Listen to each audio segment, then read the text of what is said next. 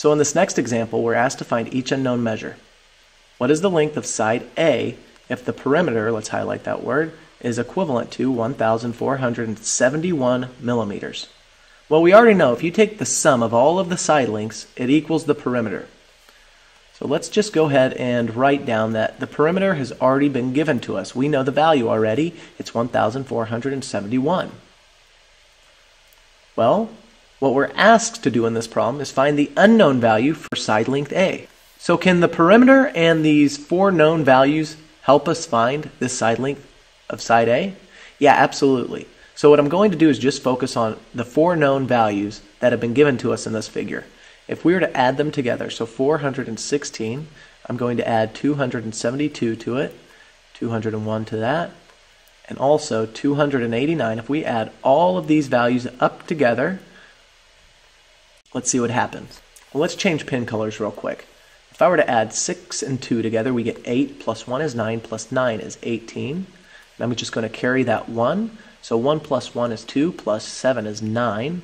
Plus another 8 would give us a value of 17. So I'm going to carry my 1, put that 7 down on bottom. And now let's just add these values together. So 1 plus 4 is 5, plus 2 is 7, plus 2 is 9, plus 2 is 11. So we get 1,178. But that's not equivalent to the perimeter because we haven't added in that last side, that fifth side here. So let's just draw an arrow over here, and if we were to take A, the value for side A, and add it to 1,178,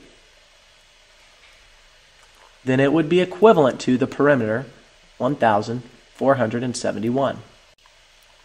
Okay, so this setup looks familiar to the equations we've been working with in the past. We just ask ourselves, what's our overall goal? Well, we want to isolate the variable. So how can we undo addition of 1,178? Let's do the opposite. We're going to do subtraction. So let's subtract by 1,178. If we do it to this side, we have to do it to the other side. That allows the equation to stay balanced, so 1,178. Well, opposites will cancel out, and on this side we're left with A is equivalent to, well, 1,471 minus 1,178. Well, I can't subtract 8 from 1, so I've got to borrow. So let's borrow from 7. We're left with 6 here, and now I have an 11. So 11 minus 8 gives us a value of 3. I can't subtract 7 from 6, so let's borrow from 4.